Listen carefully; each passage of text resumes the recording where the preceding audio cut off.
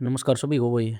आपका एक बार फिर से स्वागत है सुनाया स्टडी सेंटर पे। तो आज हम सोल्व करेंगे एनटीपीसी ग्रेजुएट लेवल की जो की आई थी कल, तो उसका पेपर सोल्व करेंगे। पहला सीबीटी वन की पहली शिफ्ट का पेपर सोल्व करते हैं 16 तारीख वाला। ठीक है, इसके क्वेश्चन देखते हैं। वो बहुत बढ़िया क्वेश्चन आए हुए थे। देखते हैं पहला क्वेश्चन क्या कहता है। टाइम स्पीड एंड डिस्टेंस का है, बोट एंड स्ट्रीम का क्वेश्चन है पहला। चलो देखते हैं। एक नाव जितने समय में धारा की दिशा में 36 किलोमीटर जा सकती है, उतने ही समय में वह धारा की विपरीत दिशा में 24 किलोमीटर जा सकती है। देखो भाई, इसने बताया उतने ही समय में। यहाँ क्या कह दिया इसने, टाइम दे दिया इसने कांस्टेंट। ठीक है, जब टाइम कांस्टेंट हो ना, तो जो डिस्टेंस होता है डायरेक्टली प्रोपोर्शनल टू स्पीड हो जाता है। कहने का मतलब क्या है, जैसे डाउन स्ट्रीम की स्पीड और अपस्ट्रीम की स्पीड, ये डिस्टेंस का रेशो स्पीड हो जाती है। यानी कि 36/24, ये कितना हो जाए, 12×3 = 36, 12×2 = 24, यानी कि एक्स लगा लो उसको, 3x और 2x हो गया। ये क्या आ गया, ये स्पीड का रेशो आ गया यहाँ से। ठीक है, अब देखो उसने क्या कहा है। यदि धारा की चाल, भाई वाटर की चाल दे दी हमें, 3 किलोमीटर पर आवर दे दी। स्थिर जल में नाव की चाल निकालनी है। देखो वाटर की चाल की वैल्यू दे दी है। वाटर की चाल वैसे होती है down stream minus up stream divide by 2। देखो डाउन स्ट्रीम कितना है, 3x, माइनस कितना हो गया, 2x अपॉन 2, तो ये कितना आ गया, x/2 या 1/2 आ गया यहाँ से। तो ये 1/2 यूनिट की वैल्यू दे रखी है यहाँ 3। एक यूनिट की वैल्यू निकालोगे तो कितनी आ जाएगी, 6 आ जाएगी यहाँ से। ठीक है, अब उसने बोट की चाल पूछी हमसे। तो बोट की चाल क्या होती है, down stream plus up stream divide by 2। कितना हो जाएगा, 3 और 2 5, 5/2 हो गया। ठीक है, जब एक यूनिट की वैल्यू 6 है तो 5/2 की कितनी हो जाएगी, गुना 6, 2×3 = 6, 3×5 = 15 किलोमीटर पर आवर की स्पीड हो जाएगी किसकी, बोट की। स्थिर जल में नाव की चाल हो जाएगी 15 किलोमीटर। ठीक है भाई, नेक्स्ट क्वेश्चन देखते हैं। एक समूह में एक समूह ए में 78 सदस्य हैं। देखो वेटेज एवरेज का क्वेश्चन है ये भाई। बी में 22 सदस्य हैं और सी में, ए बी और सी का रेशो दिया है, ग्रुप्स हैं। इसमें पहले में 78 सदस्य हैं, दूसरे में है 22 सदस्य और तीसरे में 34 सदस्य। अब उनके द्वारा खर्च की गई औसत राशि, इसके द्वारा खर्च की गई 136, इसके द्वारा खर्च की गई 383 और इसको खर्च की गई 457। देखो कितना कैलकुलेटिव क्वेश्चन है। आप इसको ऐसे सोल्व कर सकते हो, 78 मल्टीप्लाई 136, 22 × 383 और प्लस में 34 × 457 और डिवाइड में 78 प्लस 22 प्लस 34। इसको सोल्व कर सकते हो आप। लेकिन मैं आपको एक ट्रिक बताता हूँ इसकी। जब ऑप्शंस की है ना, देखो यूनिट डिजिट सेम ना हो, बिल्कुल अलग है, तो हम यहाँ से यूनिट डिजिट कैलकुलेट कर लेंगे। देखो यहाँ से करो, 6 8 48 का 8 ये ले ली मैंने लास्ट वाली, 8 48 की 3 दूनी 6, ये 6 ले ली, प्लस 7 चौके 28, तो लास्ट में 8 ले लिया। अब यहाँ देखो 8 और 2 10, 10 और 4 14, ये 4 ले ली मैंने। अब इसको कैलकुलेट करो, 8 और 8 16, 16 और 6 22, ये 2 ले ली, ये 4 ले ली। अब देखो 4 की टेबल काउंट करनी है हमें। 4 की टेबल तब तक काउंट करनी है जब तक उसमें कहीं 2 नहीं आ जाता। जैसे मैंने 4 की गुणा 8 से की तो कितना आ गया, 32। इसमें लास्ट में कितना आ गया, 2, ये 2 आ गया लास्ट में। तो ये जो 8 है ना, ये हमारा आंसर की लास्ट डिजिट होगी, ये 8। तो इसमें सिर्फ एक की है, 258 की। तो ऐसे भी चल जाता है जब यूनिट डिजिट सेम ना हो तो। ठीक है, बाकी आप इसको कैलकुलेट कर सकते हो। नेक्स्ट क्वेश्चन देखते हैं। देखो भाई, उस चतुर्भुज एबीसीडी का क्षेत्रफल ज्ञात कीजिए जिसका क्षेत्रफल त्रिभुज पी के आर के क्षेत्रफल का 2 गुना है। डबल दे रखा है भाई। ठीक है, यानी कि हमें ट्राइंगल का एरिया निकालना है और 2 से मल्टीप्लाई कर देना है तो उस चतुर्भुज का एरिया आ जाएगा हमारे पास। त्रिभुज पी के आर की भुजाओं का अनुपात दे दिया हमें, 4 5 और 6, 4 और 6 10 और 5 15 यूनिट दे दिया, 15 यूनिट। और परिमाप दे दिया 90। 15 यूनिट की वैल्यू कितनी होगी, 90, यानी कि 6 गुना। तो यहाँ से भुजा आ जाएगी, पहली भुजा आ जाएगी 24, ये आ जाएगी 30 और ये आ जाएगी 36। ठीक है, बस अब इसका एरिया निकालना हमें। एरिया निकालने के लिए हमें पेरीमीटर चाहिएगा। पेरीमीटर का आता कितना हो जाएगा, 45। अब फॉर्मूला हमने पढ़ा है, एस इंटू में एस माइनस ए, एस माइनस बी और एस माइनस सी, ये लगा देंगे हम। अब देखो 45 है यहाँ पे, ए घटाओगे तो पहले घटाओगे आप, एक कोई भी एक भुजा घटा लो, 24 घटाओगे तो कितना आ जाएगा, इसमें से 3, 5 में से 4 गया, 1 और 2 21 आ जाएगा गुना। ठीक है, उसके बाद 15, फिर कितना आ जाएगा, 9, ये आ जाएगा आपका। अब इसको निकालो भाई। देखो इसको लिख सकते हैं हम 9 गुना 5, इसको लिख सकते हैं 7 गुना 3 और इसको लिख सकते हैं 3 गुना 5, ये तो 3 हो गया। देखो अब यहाँ से ये 9 है, यहाँ से कितना आ जाएगा, 3 बार। ये दोनों 5 हैं, इन दोनों में से एक 5 आ जाएगा, ये दोनों 3 हैं, यहाँ से 3 आ जाएगा, एक 3 आ जाएगा और वर्गमूल में रह जाएगा 7। ठीक है, ये बार आ गया हमारे पास। अब वर्गमूल 7 की वैल्यू दी है, वर्गमूल 7 की वैल्यू दी है 2.6, ये दिया हमें। तो 9 तिया 27 गुणा 5 गुणा वर्गमूल 2.6 आ जाएगा। ठीक है, ये हमारे पास क्या आ गया, इसका एरिया आ गया त्रिभुज का। त्रिभुज का एरिया आ गया हमारे पास ये। अब हमें क्या करना है, इसकी मल्टीप्लाई 2 से कर देनी है, चतुर्भुज का निकालना है। तो ये 2 से मल्टीप्लाई कर, देखो पॉइंट हटाओगे यहाँ से नीचे 10 आ जाएगा। 5 एकम 5, 5 दूनी 10, 2 से काटोगे ये, यानी ये 26 की मल्टीप्लाई 27 से करनी है अब हमें। यहाँ हमारे पास बच गया 26 गुणा 27। अब इसकी मल्टीप्लाई करो, देखो 6 7 42 का 2, लास्ट में 2 सिर्फ एक के पीछे है, तो बी ऑप्शन हो जाएगा आपका। बाकी आप गुणा करोगे तो इसका 702 ही आएगा आपका। ठीक है, नेक्स्ट क्वेश्चन देखते हैं। देखो भाई, त्रिभुज पी क्यू आर में ओ क्यू आर कौन इतने का है, और त्रिभुज जहां ओ त्रिभुज पी क्यू आर का अंत केंद्र है। देखो भाई, ये अंत केंद्र है यहाँ, ये त्रिभुज दी है पी क्यू आर। ठीक है भाई, देखो ये एंगल दिया हमें, ये ओ है, इसने क्या कहा, क्यू ओ आर, ये एंगल दिया हमें 130 डिग्री। ठीक है, अब देखो हमें ये पता है, इसका पता है ये क्या होता है। देखो अगर ये पी है या ये थीटा है, ये थीटा है, तो ये वाला एंगल कितना होता है, 90 प्लस थीटा बाई 2। ये इसकी वैल्यू दी है हमें, 90 plus theta by 2 is equal to 130 दिया। थीटा निकालना है, इसको परली तरफ ले जाओगे 90 थीटा बटे 2, ये परली तरफ जाएगा, कितना आ जाएगा 40। थीटा इज इक्वल टू कितना आ गया, 80 डिग्री। तो एंगल पी कितना आ गया हमारा, 80 डिग्री आ गया भाई। नेक्स्ट क्वेश्चन देखो। गिरीश ने एक परीक्षा में 572 अंक प्राप्त किए, जो पूर्णांक अंक के 28% से 30 कम थे। अगर इसमें 30 जोड़ दूंगा तो मैं 28% की वैल्यू हो जाएगी। 30 जोड़ा तो उसमें कितना होगा, 602। ये किसकी वैल्यू है, 28% की वैल्यू है। ठीक है, इसको काटो भाई, इसको काट के देखो, ये कटेगा 2 से, ये आ गया 14, 2 तिया 6, 0 2 एकम 2।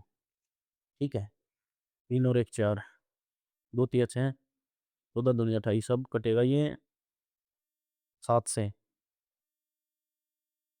7 से कटेगा, 7 दूनी 14, 7 चौके 28, 7 तिया 21, यानी कि 2% की वैल्यू कितनी आ गई, 43 आ गई यहाँ पे। ठीक है, अब हमें कितने अंक प्राप्त किए हैं, उसने 473 अंक प्राप्त किए हैं। अब देखो ये इसका कितने गुना है, ये इसका कितने गुना है, इसका है 11 गुना। ठीक है, 43 गुना 11, 3 3 44 और 3 47, ये इसका कितने गुना है, 11 गुना। तो ये भी कितने गुना हो जाएंगे, 11 गुना, यानी कि 22% मार्क्स हो जाएंगे। तो ये परसेंटेज कितनी थी, 22%, उसके मित्र के द्वारा लिए गए थे। ठीक है भाई, किसी संख्या के 20% का मान, किसी संख्या के 20% का मान 620 के 200 620 के 20% से 200 अधिक है भाई। देखो सिंपल दिया, मान लिया x के 20% यानी कि 1/5, इसमें से हम ये घटाएंगे ना 620 का 1/5 यानी कि 20% घटाएंगे तो 210 आएगा। ये वैल्यू दे रखी है हमें, ये निकालनी है अब हमने।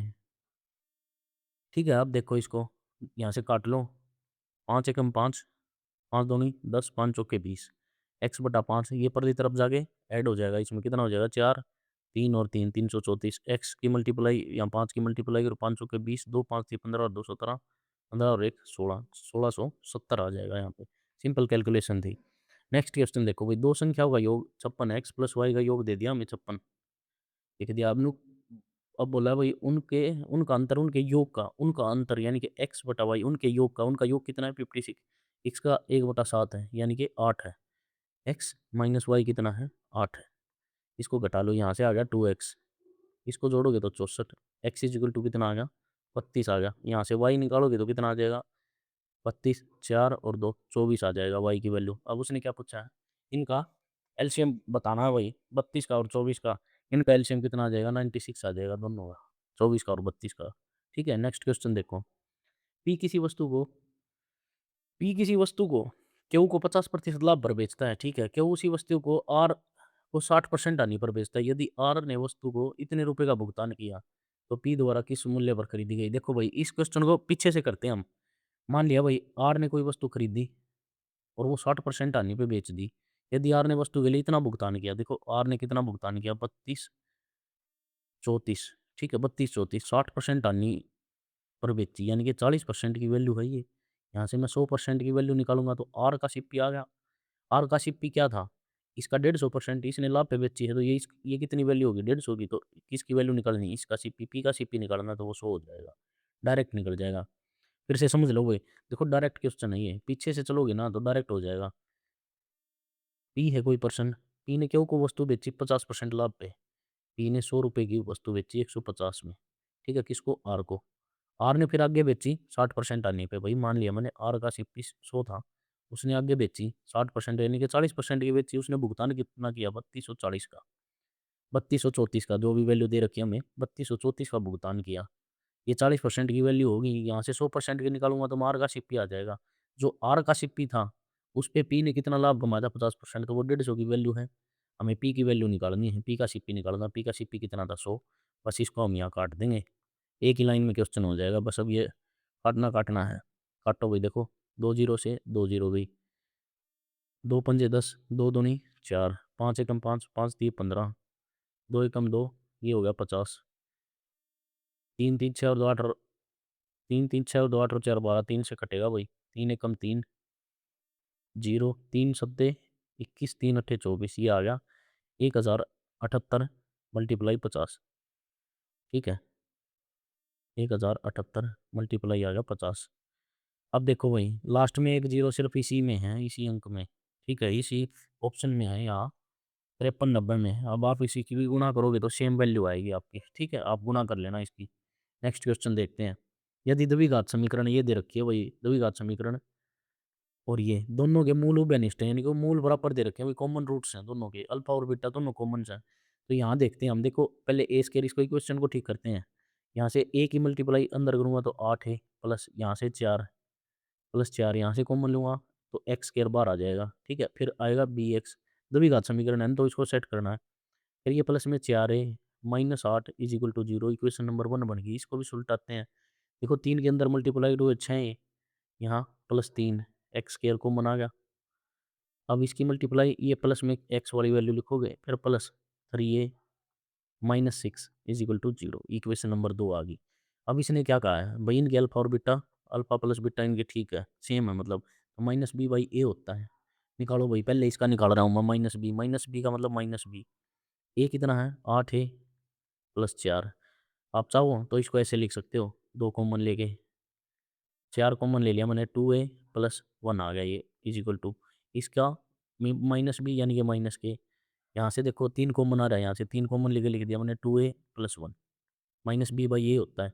ये दोनों कट गए, माइनस से माइनस कट गया। अब इसकी यहाँ मल्टीप्लाई और इसकी यहाँ multiply, 3b is equal to 4k, b/k is equal to कितना आ गया 4/3। ये निकाल लिए, बी और के की वैल्यू निकाल ली हमने यहाँ से। अब देखो इसने क्या पूछा है, 9b स्केयर, ये पूछा 9b स्केयर -16 के स्केयर, बी स्केयर का मतलब 16 माइनस 16 के स्केयर, के की वैल्यू कितनी आ गई 3, 3 की यानी कि 9, सेम वैल्यू आ गई यहाँ भी, तो कितना आंसर आ जाएगा 0, कट जाएंगे आपस में, ठीक है। नेक्स्ट क्वेश्चन देखो भाई, साधारण ब्याज पर कोई धनराशि किसी वार्षिक दर से 16 वर्षों में स्वयं की दुगनी हो जाएगी। भाई कोई चीज़ 100% है, ठीक है, वो 200% हो रही है, कितने वर्षों में 16 वर्षों में। कितना फर्क पड़ा है 16 100 का, बटे 16 गुणा 100, कैसे भी निकाल सकते हो आप, ठीक है। इसको वैसे तो परसेंटेज के लिए 100 लगाया है, लेकिन आप इसको निकालोगे तो 1/16% की वैल्यू कितनी होती है 6.25 होती है, डायरेक्ट आंसर। यानी कि कोई राशि पी है वो 2p हो रही है, तो उस पर कितना फर्क पड़ रहा है पी का, या एक का फर्क पड़ रहा है, डबल डबल हो रही है ना अपनी, दुगनी हो रही है। कितने वर्षों में 16 में, तो परसेंटेज के लिए 100, ये वैल्यू आ जाएगी यहाँ से डायरेक्ट, ठीक है। तो ये कितनी आ जाएगी 1/16 यानी कि 6.25 आ जाएगी। बेसिक क्वेश्चन था। नेक्स्ट क्वेश्चन देखो भाई, दो नल एक टंकी को क्रमशः 4 घंटे और 38 घंटों में भरते हैं। ए है भाई कोई पाइप, वो 4 घंटे में भरता है, बी है कोई, वो 38 घंटे में भरता है। तीसरा नल एक और है भाई, 38 घंटे में खाली करता है, ये माइनस वाला है। यहाँ से एलसीएम लेंगे, कितना आ जाएगा 38 दूनी कितना हो गया 76, ठीक है, 1900 का 76, और ये 2 और ये -2 हो गया। अब हमने कहा यदि सभी नल एक साथ खोले जाएँ, सभी नल एक साथ खोलेंगे तो देखो 19 + 2 - 2, ये कटेंगे तो 19 यूनिट काम करेंगे ये सभी, ठीक है, सभी करेंगे 19 यूनिट काम।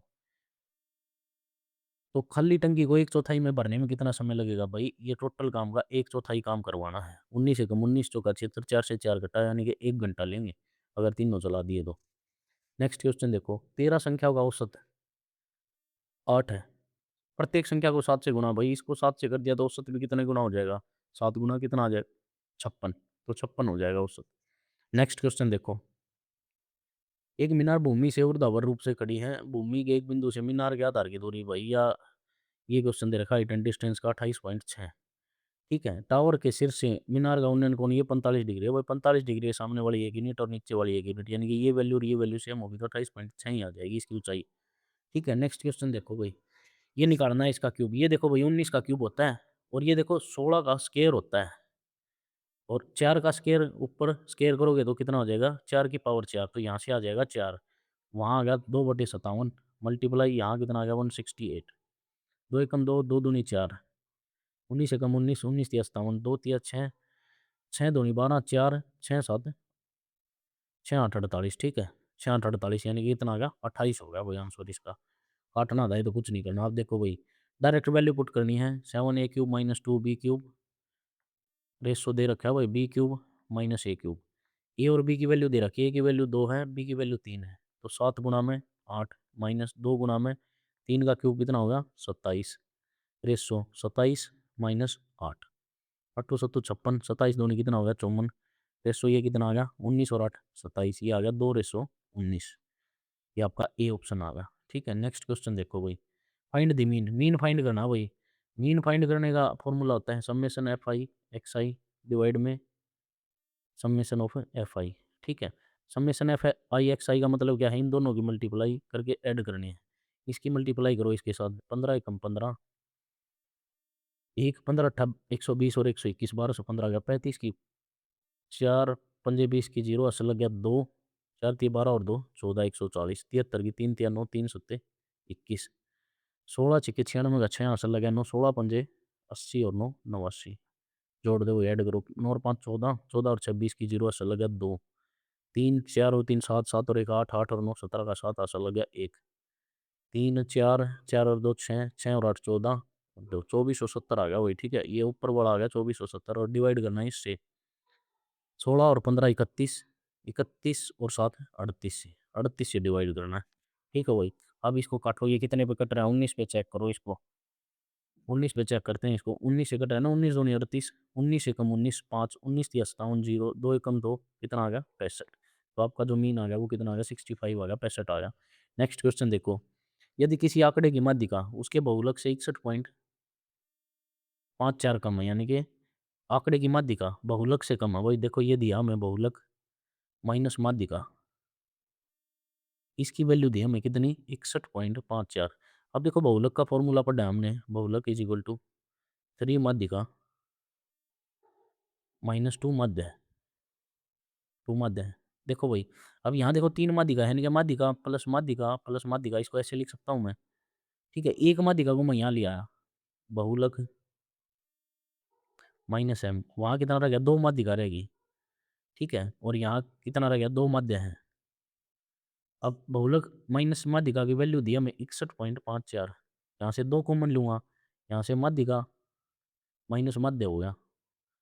ठीक है, अब इस 2 को डिवाइड में लेके आऊँगा इसको, 61.54 बटे 2, इसको काटो भाई, 2 तिया 6 0, 2 सत्ते 14, 2 सत्ते 14। अब इसने क्या पूछा है? इसने यही पूछा है वो आंकड़े की माध्यिका उसके मध्य से कितनी अधिक होगी, यानी कि दोनों का डिफरेंस पूछा है। डिफरेंस कितना आ गया? 30.77 आ गया है।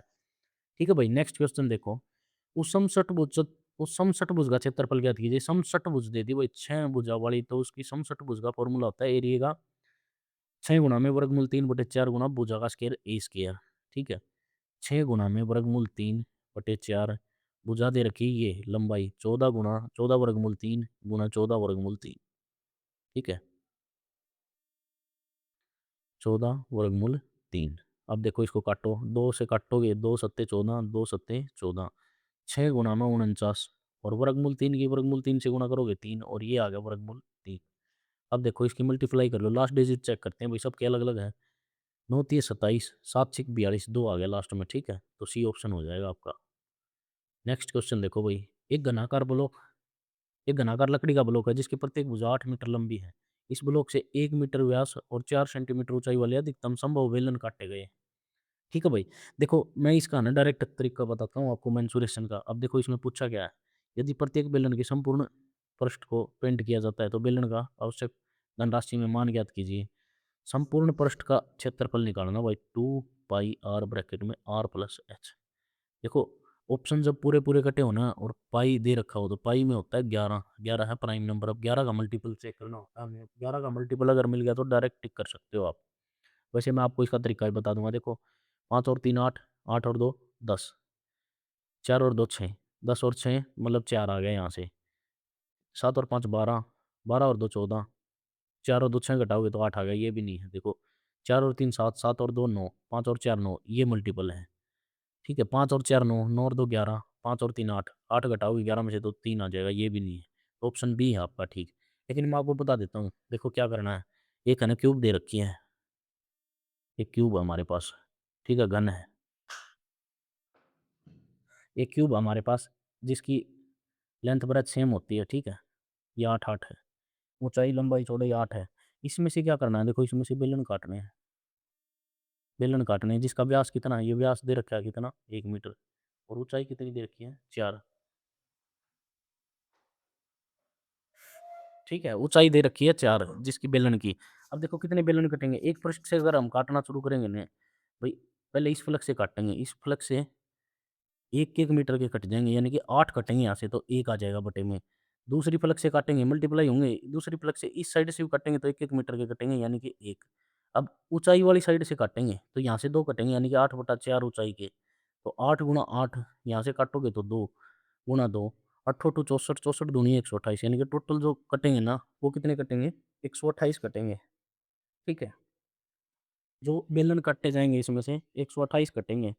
ये मैं आपको समझाने के लिए बता रहा हूँ ऐसे, नहीं तो डायरेक्ट करना था तो डायरेक्ट ऑप्शन पर टिक लगाना था इसका।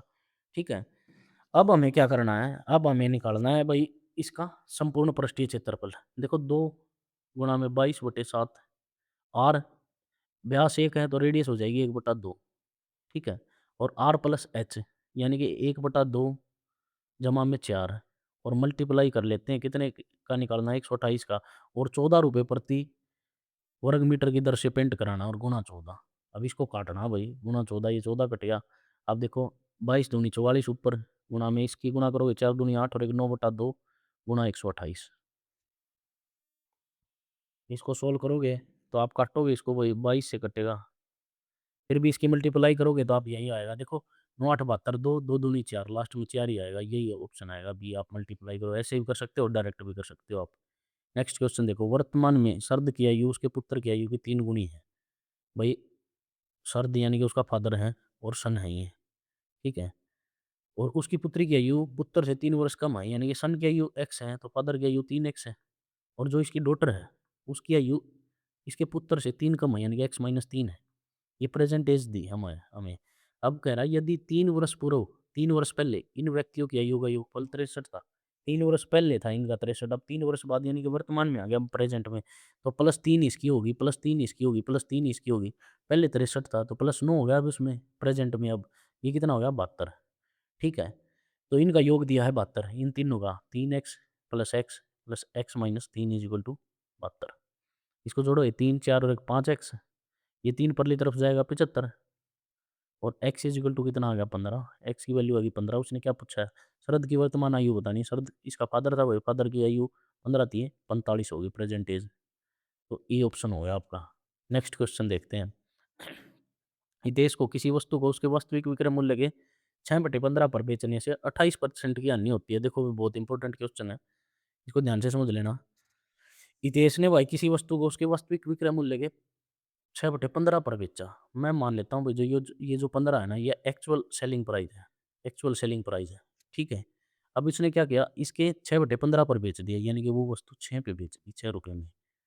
ठीक है वो 6 रुपये में बेच दी और 28% की हानि उठा ली। 28% की हानि उठाई मतलब वो कितने में बेची, 72% में बेच दी। तो 6 की वैल्यू कितनी है 72%।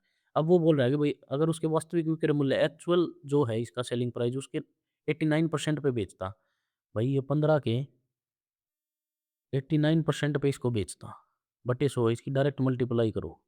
15 निम्मा 135 का 5 अस्सी लग गया 13, 15 अट्ठा 120 और 13 कितना हो गया 133। तो ये हो गया 13.35 पर बेचता। तो उसको कितना लाभ होता है ये पूछ रहा है भाई वो। ठीक है 15 का 89% पर बेचता तो 15 का 89% होता है 13.35, यानी कि 6 की नए बेचने की बजाय वो इतने में बेचता तो उसको कितना प्रॉफ़िट होता। ये देखो भई ये कितना होता है, ये देखो 6 ये 12 छक्के 72, ये इसका 12 गुना है। अब इसका 12 गुना निकालेंगे हम, 100 से जितना ज़्यादा आएगा ना वो सारा प्रॉफ़िट है। अब इसकी मल्टीप्लाई करते हैं, देखो 12 पंजे 60 की 0 अस्सल लग गया 6, 12 तिया 36 और 6 42 2 अस्सल लग गया 4, 12 तिया 36 और 4 40 अस्सल लग गया 4, 12 एकम 12, 12 और 4 16। देखो कोई भी वस्तु होती है वो ₹100 की होती है, इसने कितने की बेच दी 160.20 की, तो कितना ज़्यादा प्रॉफ़िट हुआ है ₹60.20, तो यहाँ जो प्रॉफ़िट आएगा ना वो 6.2 आ गया, मतलब 60.2 आ गया। ये आपका आंसर हो जाएगा। नेक्स्ट क्वेश्चन देखो भाई, 60 किलोमीटर पर आवर की चाल से चल रही एक ट्रेन विपरीत दिशा में 84 किलोमीटर पर आवर की चाल से चल रही दूसरी ट्रेन को 30 सेकंड में पार करती है। दोनों की लंबाइयाँ बतानी भाई, L1 प्लस L2 हो जाएगी डिवाइड में, विपरीत दिशा में चल रही दोनों स्पीड जुड़ जाएँगी, कितनी हो जाएँगी 60, 80, 140 यानी कि 144। मीटर में चाहिए तो 5/18 इज़ इक्वल टू 30 सेकंड में पार करती हैं। 18 एकम 18, 18 अट्ठा 144, अट्ठो पंजा 40 यानी कि L1 प्लस L2 उधर जाके 30 गुणा 40 हो जाएगा। 4 तिये 12 यानी कि 1200 मीटर की लेंथ आ गई इन दोनों ट्रेनों की मिला के। नेक्स्ट क्वेश्चन देखो भाई, ये क्वेश्चन दे दिया भाई, देखो y माइनस 3 चाहिए हमें यहाँ, इसको मैं लिखूँगा y minus 3 minus 9 is equal to 4 plus वर्गमूल 3। y माइनस 3 निकालूँगा यहाँ से, तो ये 9 परली तरफ जाके प्लस में 4 वर्गमूल 3, ये मल्टीप्लाई में यहाँ, ठीक है? 4 वर्गमूल 3 आ जाएगा, ये आ गई वैल्यू हमारे पास। अब हमें रूट चाहिए, इसका रूट लगाएँगे, यहाँ इसका रूट लगाएँगे। बस अब ये वैल्यू उठानी है हमें, 9, 4 प्लस में रूट 5 है भाई, ये रूट 5, ठीक है? रूट 5, ये हो गया रूट 5 और ये है रूट में। अब देखो, अब हमें इसका स्क्वेयरिंग बोथ साइड बनाना होता है, यानी मतलब कंप्लीटिंग द स्क्वेयर करना होता है। मैं बता देता हूँ आपको सिंपल, ये वैल्यू तो होती है ए स्क्वायर प्लस बी स्क्वायर की, और ये वैल्यू होती है 2ab की, ठीक है? यानी कि 2 ए का मतलब 2 और बी का मतलब रूट 5, तभी तो 4 वर्गमूल 5 बनी है ये। अब बस हमें इसका स्क्वायर बनाना आना चाहिए, ठीक है? अब आप इसका स्क्वायर बनाओगे ना, तो इसका स्क्वायर बन जाएगा 2, यानी कि बड़ी रकम आगे लिखते हैं तो 5 प्लस 2 का स्क्वायर बन गया, ये स्क्वायर बन गया, और ऊपर क्या है इसका रूट, तो ये काटोगे इससे, तो वर्गमूल 5 प्लस 2 हो जाएगा। अब देखो, इसमें वैल्यू पुट करनी है, वर्गमूल 2 वर्गमूल 5 प्लस 2 माइनस 1 बाई वर्गमूल 5 प्लस 2। अब इसका क्या कर देंगे, रेशनलाइजेशन कर देंगे, हर का परिमेयकरण कर देंगे, रूट 5 माइनस 2 बटे रूट 5 माइनस 2। अब ये तो हो जाएगा रूट 5 प्लस 2 माइनस रूट 5 और ये प्लस हो जाएगा 2, डिवाइड में क्या आ जाएगा, देखो ए स्क्वायर माइनस बी स्क्वायर, ए स्क्वायर का मतलब क्या है 5 आ जाएगा, माइनस बी स्क्वायर 4, तो 1 हो जाएगा, नीचे कुछ फर्क नहीं पड़ेगा, 5 से 5 कटेगा, 4 आंसर आ जाएगा। बी ऑप्शन होगा आपका, ठीक है? नेक्स्ट क्वेश्चन देखते हैं भाई। नेक्स्ट क्वेश्चन देखो, आनंद के पास 1407 रुपये हैं, वह धनराशि को अपने 2 पुत्रों अनिल और अशोक के बीच बाँटता है। ठीक है, देखो भाई मैं बताता हूँ आपको ये क्या कहना चाह रहा है। भाई कोई बंदा है आनंद, ठीक है? उसके 2 पुत्र हैं, उसके 2 पुत्र हैं। उसने समान पैसे बाँटने, उसने इस हिसाब से पैसे बाँटने के, भाई जब वो 18 साल के हों ना, 18 वर्ष के हों, तो उनके पास बराबर पैसे होने चाहिए और 10% की रेट से बाँटने हैं। अब देखो 10% बढ़ के 11 से 10 हो जाएँगी, ठीक है? चक्रवृद्धि ब्याज है, तो 11/10 हो जाएगी। अब देखो उसने क्या कहा है, यह देखा गया कि 15 वर्ष के बाद अनिल के निवेश का मिश्रधन, यानी कि एक बंदा तो है, इसका पुत्र है वो अनिल, और एक है अशोक, ठीक है? अनिल के निवेश का मिश्रधन 16 वर्ष के बाद अशोक के निवेश के मिश्रधन के बराबर होता है। ध्यान से सुनो भाई, एक का तो 15 वर्ष और एक का 16 वर्ष में बराबर हो जाता है, ठीक है? 16 वर्ष में बराबर हो जाता है। एक का 15 वर्ष और एक का 16 वर्ष। अब देखो मैं आपको बताता हूँ, जैसे भाई मैंने बता दिया, कोई फादर है, उसका पुत्र एक तो 14 साल का, एक 15 साल का, और भाई 18 साल में उसको पैसे बराबर करके देने, इतने पैसे देने कि उनका मिश्रधन लग के, चक्रवृद्धि ब्याज लग के वो बराबर हो जाने चाहिए। अब देखो किसके पास टाइम ज़्यादा है? इसके पास टाइम 4 साल है, इसके पास 3 साल है, ठीक है? इसको इंटरेस्ट ज़्यादा मिलेगा, इसको कम मिलेगा।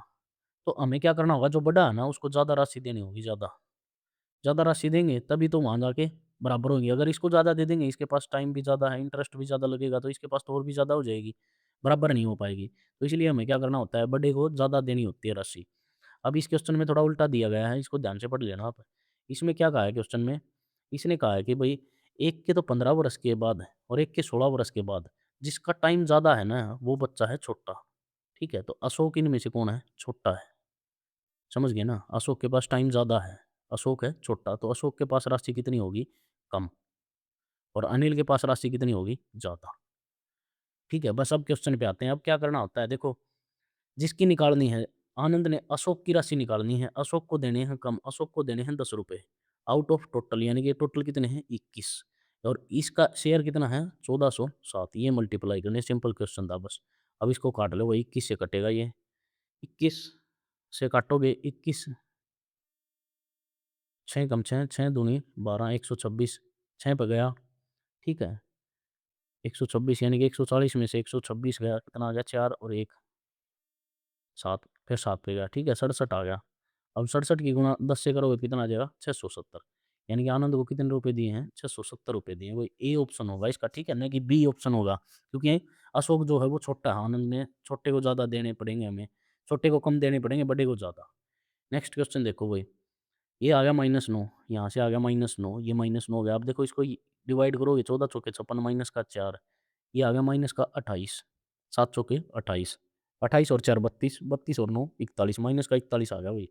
नेक्स्ट क्वेश्चन देखो, ए और बी का तृतीय अनुपाती निकालो, ए और B double is B is C. अब देखो बी स्केयर किसके बराबर होता है? ए गुणा सी के, यहाँ से सी निकालोगे तो बी स्केयर डिवाइड बाई ए, ये तृतीय अनुपाती होता है ट्रिपल प्रोपोर्शन, थर्ड प्रोपोर्शन, ठीक है। अब देखो 24 गुणा 24, बी का स्केयर डिवाइड में 16, 8 दूनी 16, 8 तिये 24, 2 से काटोगे तो 12, 12 तिये कितना आ गया? 36, तो सी ऑप्शन होगा आपका। नेक्स्ट क्वेश्चन देखो भाई, नेक्स्ट क्वेश्चन देखो, टाइम एंड वर्क का है।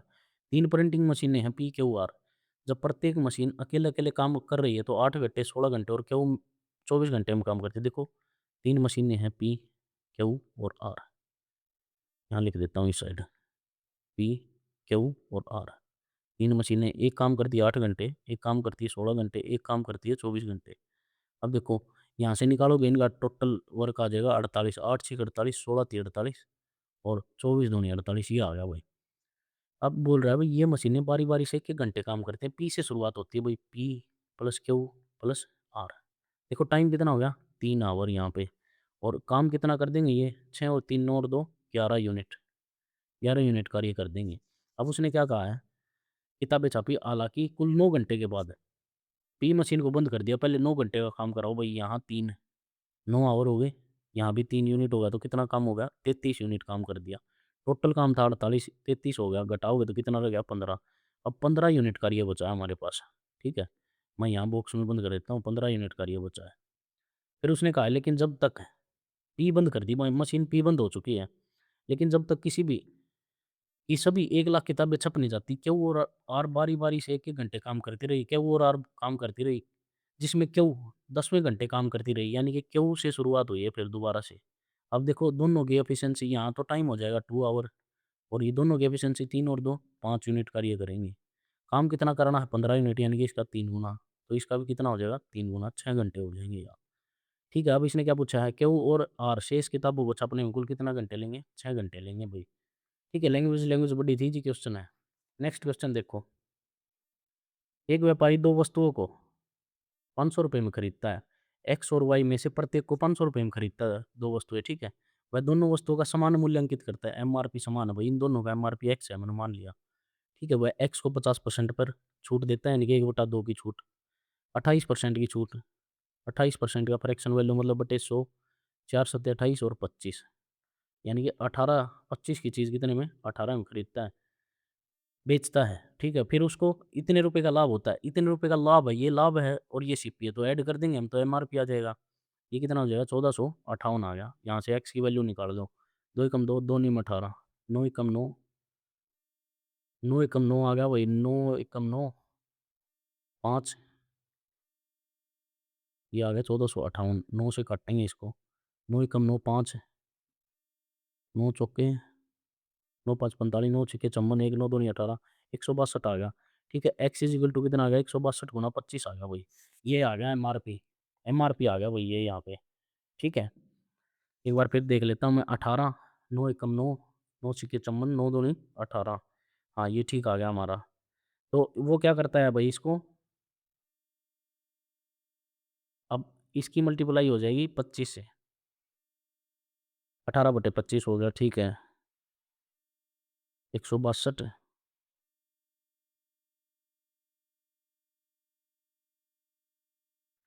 हाँ, ये आ गया हमारे पास। अब उसने क्या किया, ये एमआरपी आ गया भई, एमआरपी आ गया ये हमारे पास। ठीक है, अब उसने क्या कहा है कि यदि वह वाई को 77% की छूट देता, वाई का सीपी भी सेम है, इनका सीपी सेम दे रखा है दोनों का, वाई का सीपी 50% है, तो एमआरपी पे इतनी छूट देगा, एमआरपी भी सेम आ गया इनका। इस पे कितनी छूट देनी है 77% की, तो वो कितने में बेचेगा? 23 में बेचेगा, 23 में। 77% की छूट देने के बाद 23% में बेचेगा, यानी कि 162 गुणा 25, इसको बेचेगा वो 23% में, 23/100। काट लो इसको, 25 एकम 25, 25 चौका 100, 2 दूनी 4, 2 अट्ठे 16, 2 एकम 2। इसकी 2 की मल्टीप्लाई वहाँ कर दोगे, कितना हो जाएगा? 1000। 1000 की चीज़ 81 गुणा 23 में बेचेगा। तो 81 की मल्टीप्लाई कर लेते हैं 23 में, 3, 3 अट्ठे 24 गुणा 2 एकम 2, 8 दूनी 16। तो ये आ जाएगी यहाँ पे 3, 9 और 2 11, 6 और 8 एक 9 और 1। ठीक है, 1000 की चीज़ कितने में बिक गई? 1913 में, यानी कि 913 का प्रॉफ़िट हो गया, 913 का प्रॉफ़िट। ठीक है, कितने पे? 1000 पे घटा गलत दिया, मल्टीप्लाई, तो ये 6 और 2 8 हो जाएगा। अच्छा, एक बार मल्टीप्लाई चेक कर लेते हैं वो इसकी, यहाँ करते हैं। 81 की मल्टीप्लाई करते हैं 23 से, 3, 3 अट्ठे 24, 2, अच्छा 6 आ गया, और ये आ गया 8 दूनी 16, 3, 6, 8, 1863 आ गया वही है, ठीक है? ये आ गया 1863, मल्टीप्लाई चेक कर लिए। हाँ, अब कितना फ़र्क आ गया, अब कितना डिफरेंस आ गया, देखो ₹863 का आ गया, कितने पे? 1000 पे, और गुणा 100।